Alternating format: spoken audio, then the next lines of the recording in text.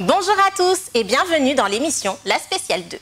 Notre invité du jour est un condensé d'énergie et de challenge. Il relève les défis tel un conquérant. Sa spécialité? La distribution de bleus et d'hématomes. Il s'agit de... Vous avez une idée? Taylor Lapillus. La spéciale de Taylor Lapillus, ça commence... maintenant.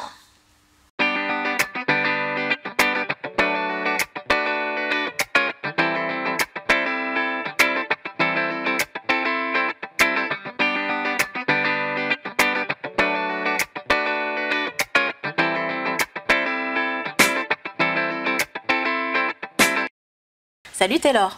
Salut, comment ça va? Bah écoute, ça va. Tant mieux. J'ai vu ton entraînement, mais fou, ça décoiffe là. Hein. Ouais, c'est pas mal. Et pour un 1er août, ça va. Il y avait du monde, et c'était plutôt dynamique, donc ouais, c'est cool. Ça m'a un peu fait penser à TFC. À TFC? You know? Tu connais pas? TFC. Ils se battent tous en même temps dans la cage et tout. Non, je connais pas du tout. Mais non, mais Non, c'est un truc de malade. Enfin, moi, Mais c'est pas du MMA en tous les cas. Non, ils se battent tous en même temps. C'est pas du MMA. Voilà. Parce que le MMA, c'est un sport où alors on se bat pas, on combat. C'est un peu différent, c'est une petite nuance. Et ça se passe, c'est un contre un. Il n'y a pas de grosse bagarre générale. Ça, c'est pas le MMA, qui est un sport codifié avec je ne sais combien de règles. Donc c'est très différent. Mais il y a énormément de disciplines telles que la lutte et... Faut m'expliquer un petit peu. C'est ça, effectivement. À la base, c'est un sport assez hybride, en fait, qui regroupe plusieurs sports qui existaient déjà, donc, dont certains sports olympiques, comme la lutte, et la boxe aussi.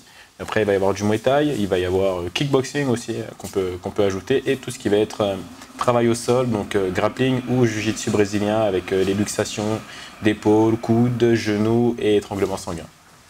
Waouh, ça fait un petit peu peur quand même. Non, faut essayer. Alors de l'extérieur, c'est vrai qu'on a l'impression que ça fait un peu peur, c'est un peu dangereux, c'est un peu violent même parfois. Pendant longtemps, beaucoup de personnes d'ailleurs ont surfé un petit peu sur ce côté un peu extrême du sport.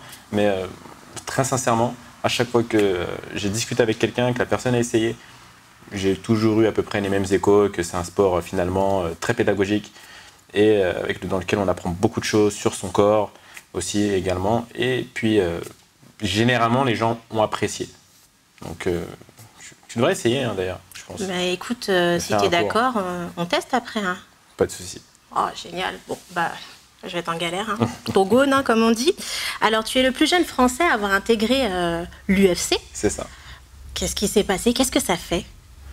Ce que ça fait, c'est un peu l'UFC comme comparaison. Avec le foot, on pourrait comparer ça à la Ligue des Champions ou à la NBA pour le basketball. C'est vraiment la plus grosse organisation du monde où il y a tous les combattants, en tout cas les meilleurs combattants du monde sont réunis. Donc forcément, c'est un peu la cour des grands, on peut dire.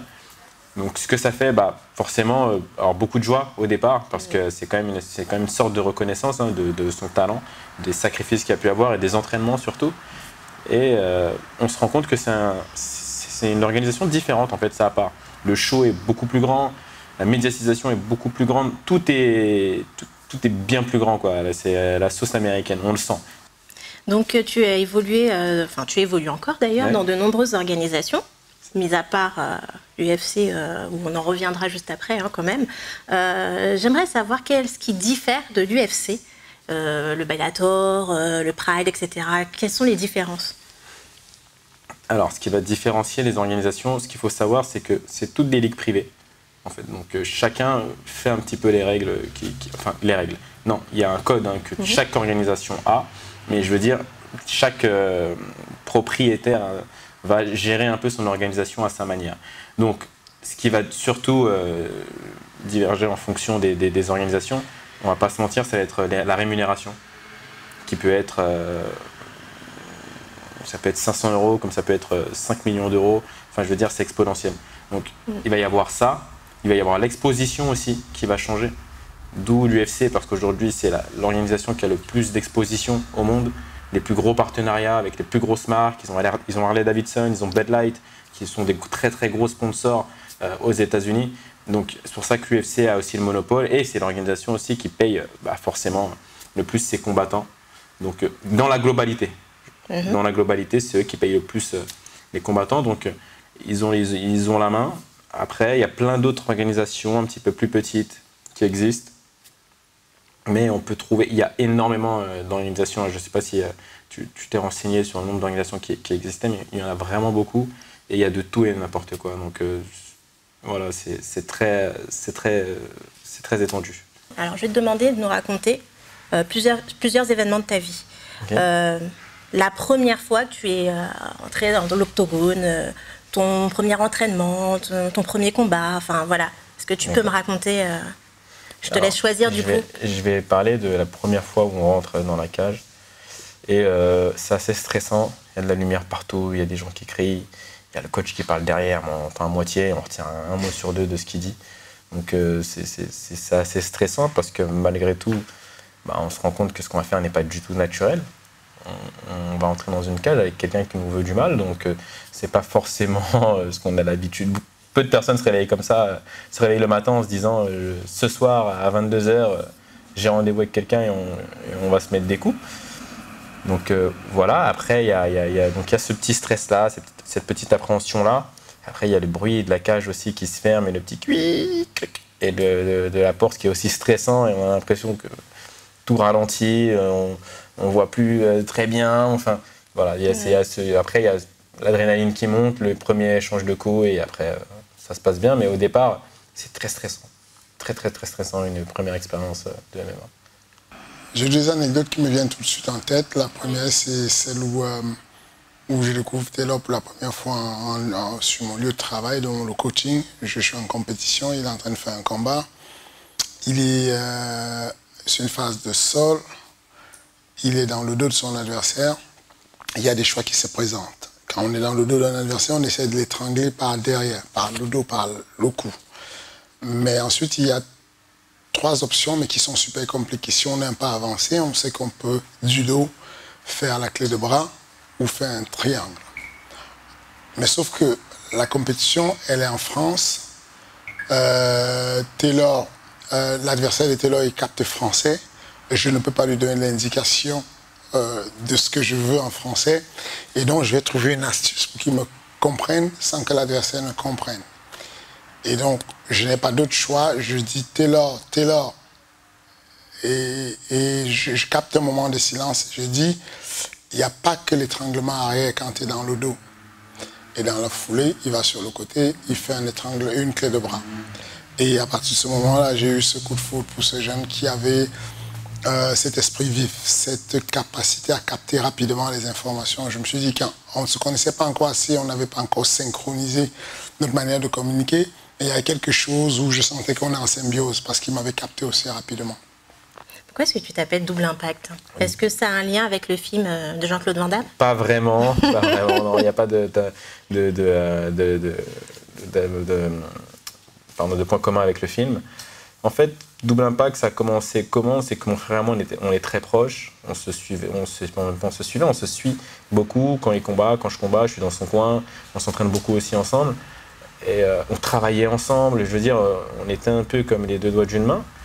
Et j'ai voulu un peu faire un clin d'œil un petit peu à cette relation-là, que tout le monde n'a pas forcément, malheureusement. Et je me suis dit Double Impact, parce qu'effectivement, quand je combat, j'ai la sensation qu'il est avec moi, et donc on est deux, et donc voilà, Double Impact. D'accord, alors Damien Lapillus, alias Frankenstein, c'est ça. C'est lui qui t'a fait découvrir le MMA. Exactement, c'est ça. Moi, au départ, c'était l'occasion. Enfin, j'étais pas spécialement intéressé par le MMA. Après, je pense que malgré tout, j'avais des petites qualités intrinsèques à faire du sport de combat, parce que je n'ai fait que ça. Je suis très mauvais au foot, donc j'ai essayé, c'était une catastrophe. Donc je pense que j'avais déjà un petit truc pour ça. Et moi, au départ, je l'ai suivi, mais c'était juste l'occasion de faire un truc avec mon grand frère, quoi. Donc, sans imaginer ce qui pourrait se passer. Et puis après, j'ai essayé, j'ai aimé. Et voilà. Quelques années plus tard, on en est là. C'est le petit frère qui a suivi le grand frère. C'est ça, exactement. Classique. Hein. Exactement, c'est ça. Et Fernand Lopez, qui est, comment dire, qui est très important pour toi. C'est ça. Qui a eu un impact sur ta carrière. Impact. Pourquoi je dis ça? Je vais dire double impact. Non, mais ça fait qu'il y a eu un impact, effectivement, il a eu un impact. J'aurais dû dire un double impact.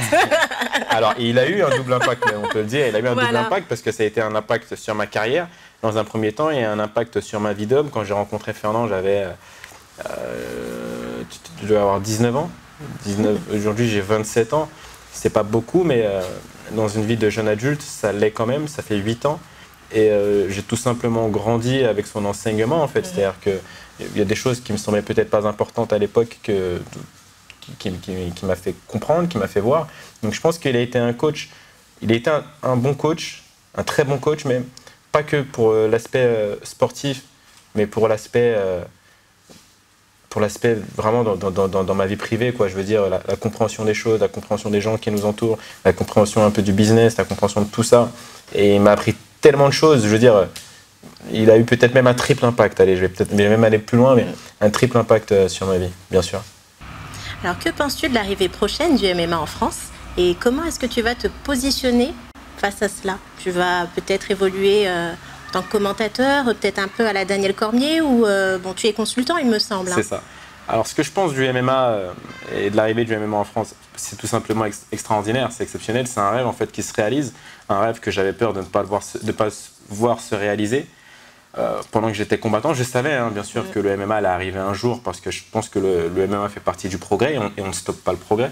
Donc, je ne suis pas surpris finalement que ça ait été légalisé. Maintenant, je suis très content que ça le soit pendant que je suis encore en activité. Donc, du coup, j'aurais l'honneur, le plaisir, enfin voilà, on peut rajouter tout un tas de superlatifs pour ça, mais en tout cas, je pourrais combattre dans mon pays et vraiment, ça a un poids, il y a une valeur pour ça, et puis je pense que c'est très symbolique aussi, en fait. Donc pour ça, forcément, je suis très content. Je pense aussi que ça va un petit peu changer la dimension qu'avaient les choses, parce qu'on n'avait pas forcément de statut, on n'existait pas forcément. On vivait un peu en autarcie finalement, on était tout seul dans notre coin et puis on n'était pas trop aidés. Là maintenant il va pouvoir y avoir des vrais statuts de sportifs de haut niveau qui vont être pour certains athlètes. Donc sportif de haut niveau, ça veut dire quoi? Ça veut dire un suivi médical, peut-être des éventuels sponsors, des facilités aussi avec le travail. On sait qu'il y a certains travails qui aident leurs employés à s'entraîner et à combattre quand ils ont des statuts de haut niveau, de sportifs de haut niveau. Donc c'est tout ça en fait que va apporter le MMA. Et je reviens là-dessus parce que c'est vraiment très important, mais la reconnaissance aussi, en fait, de dire qu'on représente un pays et on avait jusque-là l'impression d'être un petit peu les mal-aimés du sport français finalement. Il n'y avait aucun retour, il n'y avait aucune réelle considération pour les athlètes, sauf les athlètes de très très haut niveau qui arrivaient à mettre les pieds à l'UFC, mais sinon pour le reste, on avait presque l'impression d'être, pour certains en tout cas, des espèces de sauvages qui se battent dans un air grillagé, quoi. Donc là, tout ça, ça va changer. Je pense qu'il y aura quand même un gros boulot à faire pour un petit peu éduquer les gens sur qu'est-ce que c'est le MMA, les règles du MMA. Non, ce n'est pas un sport... il n'est pas plus violent que... Forcément, c'est un sport de combat, donc effectivement, c'est un petit peu violent, mais c'est pas plus violent qu'un autre sport de combat. On reste dans la même lignée que la boxe, que le taekwondo et le kickboxing, et voilà. Ensuite, je pense qu'au niveau de l'interdiction, ce qui jouait, en fait, c'est juste que, en France, on est un petit peu... c'est pas méchant ce que je vais dire, mais on vit un peu dans le passé. On a du retard un peu sur les choses nouvelles qui arrivent. On est un peu vieille France, quoi. Non, c'est pas bien. Et puis, pourquoi faire ça? Et puis, c'est dangereux. Et puis, c'est violent. Donc, voilà. Du coup, il y avait un certain nombre de gens, dont je ne citerai pas le nom, mais qui faisaient un espèce de petit lobby pour que ça reste finalement interdit et qui disaient non, c'est pas bien, c'est violent, la dignité humaine, et qui se basaient sur des textes qui étaient aussi vieux que le monde, quoi. Donc, je veux dire... voilà pourquoi c'était pas légalisé. On est arrivé en 2019, on a eu la chance d'avoir une ministre des Sports, Roxana Maracineanu, j'espère avoir bien prononcé son nom, désolé si je l'ai écorché, mais qui a eu du courage, qui a eu de la poigne, et qui s'intéresse au sport, qui est venu dans notre club, qui est venu à 2 reprises, et qui a fait un très très gros travail pour savoir ce qu'était le MMA. À la suite de ça, elle a déterminé, comme beaucoup d'ailleurs de personnes qui s'intéressent au MMA, que finalement c'était juste un sport comme un autre, c'est un beau sport en plus, donc elle a décidé de légaliser ce sport. Première rencontre avec Taylor Lapulus, je me souviens quand je suis rentré au sein du MMA Factory dans le gym, il était accompagné du King, Fernand Lopez, et ils étaient en train de faire une leçon, et c'est la première fois que j'ai été sur le cul à ce point-là, c'est-à-dire que Taylor a une capacité d'exécution, une vitesse incroyable. Et ça me fait vraiment kiffer. Et aujourd'hui, j'essaye un peu de lui ressembler. J'essaye un peu de lui ressembler sur les enchaînements, sur la rapidité, sur les choses comme ça. Vraiment, c'est le patron. Anecdote, malheureusement, on n'a pas assez partagé en dehors du gym. Mais anecdote sur plein de petites histoires, on se sait avec Taylor. On a les mêmes centres d'intérêt sur ça, il n'y a pas de souci. Mon Taylor, de ton jeune âge, tu es plus jeune que moi, mais tu parais beaucoup plus mature que moi. Donc tu es vraiment un exemple, comme j'ai dit tout à l'heure, ne serait-ce que sur ta boxe, sur ton vécu. Tu as déjà un vécu de malade pour ton âge et respect pour ça. Donc mon Taylor, Mafia, le thé, respect à toi frérot. Alors, on va faire un petit quiz. Bien sûr. Je vais te donner le nom de personnalités et tu vas me dire s'ils ont des profils de combattants ou non. D'accord, ok. Serena Williams. Combattante. Pourquoi? Bon, je pense que elle fait partie de la catégorie des gens que j'appelle les athlètes. C'est des gens en fait qui excellent dans un sport, mais qui pourraient très bien exceller dans un autre. Ils ont des qualités athlétiques, physiques et un mental hein, qui est hors du commun. Du coup, leur corps, leur esprit pourraient s'adapter finalement à presque tout et n'importe quoi. Donc je pense qu'on lui met des gants de boxe, à mon avis, elle s'en sort. Donc on peut la mettre face à Nunes? Pas encore. Pas encore. J'étais loin. Mais elle peut faire quelque chose quand même. Pas face à Nunes, mais elle peut faire quelque chose. Zlatan Ibrahimovic. Totalement combattant. Je pense qu'il fait un peu de sport de combat d'ailleurs. Il vient du taekwondo, il a un style très aérien. On l'a vu mettre beaucoup de coups de pied un peu acrobatiques dans le football. Donc je pense que oui, il ferait un combattant aussi. Pareil. Teddy Riner. Teddy Riner, pareil. Force de la nature, physique assez extraordinaire. Pour la petite histoire, la première, j'avais pas encore rencontré Teddy. J'étais dans un centre commercial et il y avait une espèce de pancarte. Il était en partenariat avec une marque de brioche. Et il y avait une pancarte de lui. Et je me suis dit, c'est bizarre, pourquoi ils ont fait aussi grande la pancarte en fait? Et j'avais pas compris sur le coup. Et en fait, on m'a dit, non, ils n'ont pas fait grande. En fait, c'est juste Teddy qui est vraiment comme ça. Et donc, par la suite, j'ai pu le rencontrer en vrai. On avait pendant un moment d'ailleurs la même kinésithérapeute. Donc, j'allais à l'INSEP pour me faire soigner, etc. Et quand j'ai vu Teddy, effectivement, je me suis rendu compte, non, il était juste, c'était juste un gars à part, quoi. Je veux dire, il a des mensurations incroyable, hors du commun. Cyril Hanouna. Cyril Hanouna. Ouais, je le vois plus commenter un événement éventuellement que vraiment combattant, quoi. Donc je pense que non. Non. Ouais, je vois pas. Non, bah Cyril, hein, ça craint. Tony Yoka. Bah, il est déjà combattant, hein, c'est un boxeur. MMA. C'est un boxeur. MMA, je pense qu'il pourrait. Je pense qu'il pourrait, ouais, MMA. Je pense que Tony pourrait. Et c'est un gars malin, hein, Tony. Hein. C'est un gars malin. Il est motivé. Je pense qu'en fait, il a beaucoup de soucis aussi un peu avec le public. Il est un peu mal aimé par moments. Je pense pas que ce soit un gars méchant. Je pense qu'il est juste pas dans le bon pays en fait. Sa façon d'être ne correspond pas forcément avec le public français. Je pense qu'aux États-Unis, s'il est américain, ça se passerait beaucoup mieux pour lui. Mais il est dans un pays où sa manière de vivre, de voir et de penser, qui n'est pas forcément mauvaise ou bonne, hein, mais elle n'est pas en adéquation en fait avec le public qu'on a en France. Du coup, je pense que c'est vraiment ça qui lui pose problème. Mais au-delà de ça, c'est un vrai athlète, c'est un vrai combattant. Je veux dire, il a fait champion du monde, il a fait champion olympique. La boxe amateur, c'est très difficile. C'est très très difficile. Et lui, il fait champion du monde et champion olympique. On ne peut pas le nier, c'est un grand. Pour le moment, il n'a pas encore réussi à le montrer aux gens, mais je pense que c'est un grand athlète. Donc, ouais, je pense qu'il pourrait se mettre au MMA. Marie-Josée Pérec. Ah, mais oui. Ah, oui. Ah oui, Marie-Josée. Oui, Marie-Jo, elle aurait pu, bien sûr. Et oui, Marie-Jo, elle aurait fait un truc. Non, plus ça. Je pense que, après, je l'avoue un petit peu, c'est la génération des parents, même grands-parents, où ils étaient durs, quoi. Je veux dire, ils allaient dans le champ, ils couraient, ils faisaient des trucs qu'on ne fait pas aujourd'hui, quoi. Donc je pense qu'elle avait assez de poigne pour faire, à mon avis, du combat aussi. Ouais. Je pense qu'elle aurait pu. Vincent Cassel. Alors Vincent, je crois qu'il fait un peu de sport, hein, Vincent. Donc je crois qu'il boxe un peu de mémoire, il me semble. Donc, alors, combattant, non, peut-être pas. Mais il me semble qu'à ses heures perdues, il fait des trucs. Donc ouais, non. combattant. Pas combattant, je le vois mieux derrière un écran. Mimi Mati? Mimi Mati. Mimi Mati. Non, mais je la vois bien, genre dans une commission. À la commission, elle s'occupe, je sais pas, des gants ou un truc comme ça. Elle fait partie de la commission athlétique. Ouais, je la vois bien là-dedans. Bruce Lee? Bah, on parle d'un des meilleurs athlètes que la Terre ait connu. Donc oui, je pense que combattant, 100% combattant. D'ailleurs, Bruce Lee, pour la petite histoire, donc l'UFC, qui est la plus grosse, je le répète, qui est la plus grosse organisation du monde, a aussi un jeu vidéo donc, qui s'appelle du même nom, UFC, et il y a Bruce Lee dedans. Il y a Bruce Lee et Mike Tyson. Donc, Et voilà. Chuck Norris?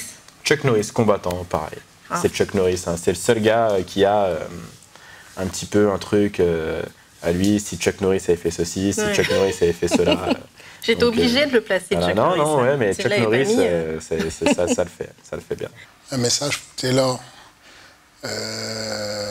Très sincèrement, tout ce que je vais transmettre à Taylor, c'est de rester authentique, de rester loyal envers ses valeurs à lui-même.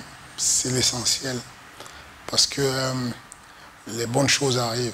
Et quand les bonnes choses arrivent, quand la vie devient meilleure et qu'on voit clair, on a souvent la tête dans le guidon, on ne la lève pas tout de suite et très rapidement on peut dériver, on peut sortir de ses valeurs, de sa route qu'on avait tracée. Donc il faut rester le même, il ne faut pas céder à la tentation de ce qui est des facilités, de ce qui sort de nos valeurs. Si on garde les valeurs, on ne se perdra pas.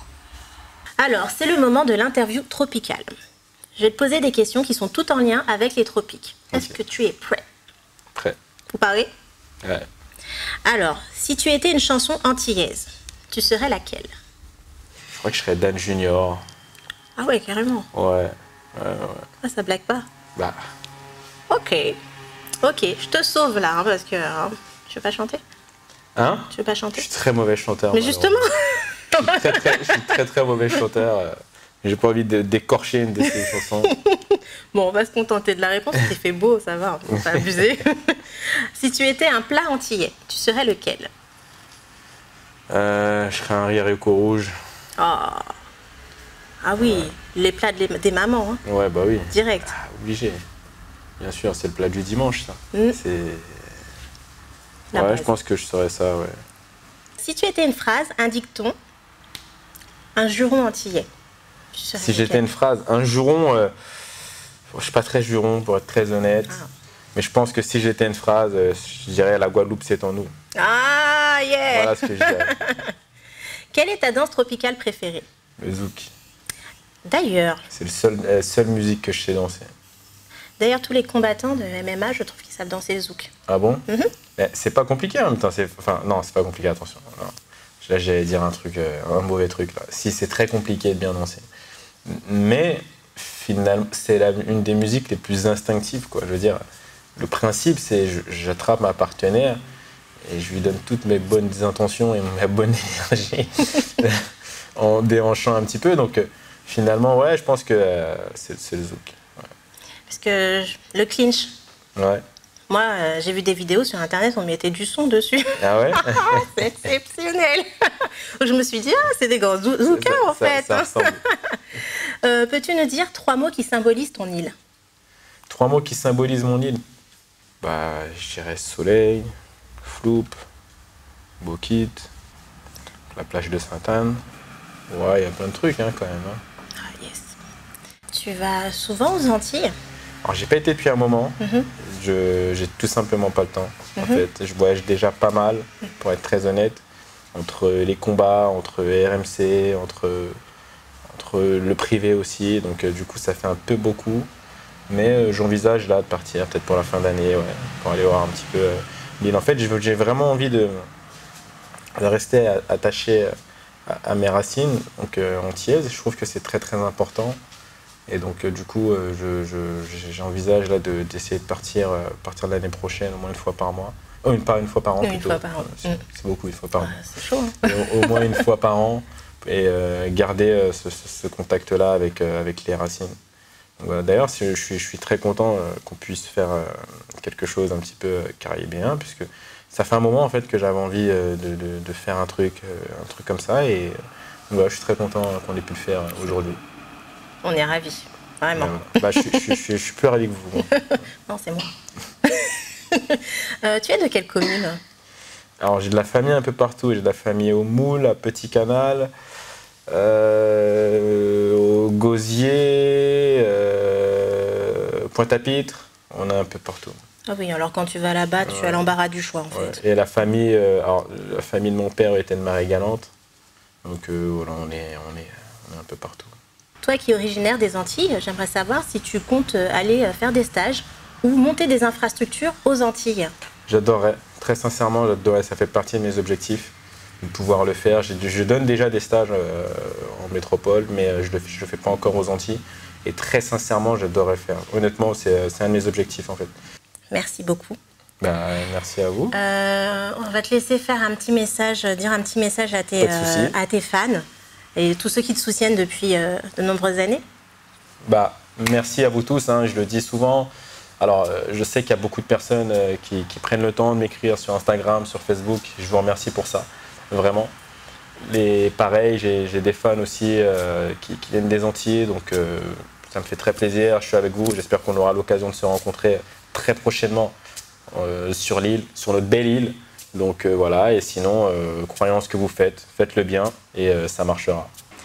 L'émission La Spéciale de Taylor Lapillus, c'est fini, mais on se retrouve très vite avec un nouvel invité. Et d'ici là, laissez des commentaires sur les réseaux. Octogone!